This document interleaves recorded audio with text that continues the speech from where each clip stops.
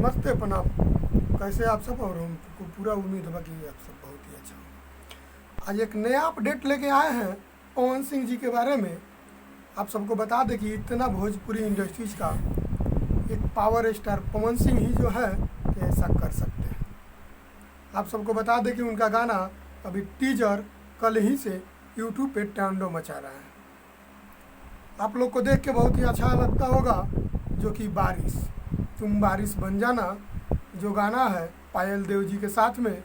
पवन सिंह और पायल देव जी दोनों आदमी मिलके एक ऐसा नया रचना किए हैं जो कि पूरा भोजपुरी इंडस्ट्री तो अलग है, पूरा भारत हिलेगा और विदेश तो हिलवे करेगा, साथ साथ में और विदेशों का हिलाने के लिए सोचे हैं पवन सिंह। गजब का गाना है, उसका वीडियो बहुत ही जल्द रिलीज होने वाला है।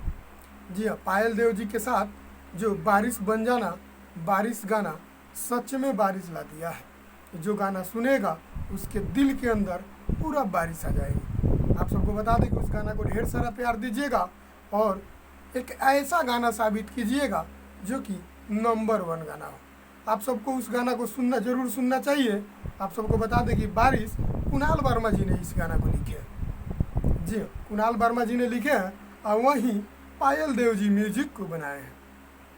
आप सबको बता दें कि पायल देव जी का म्यूजिक है और पवन सिंह और पायल देव जी की जोड़ी बहुत ही खतरनाक है। आपको बता दें कि उस गाना को आप सबको ज़रूर सुनना चाहिए और ढेर सारा प्यार आशीर्वाद देना चाहिए।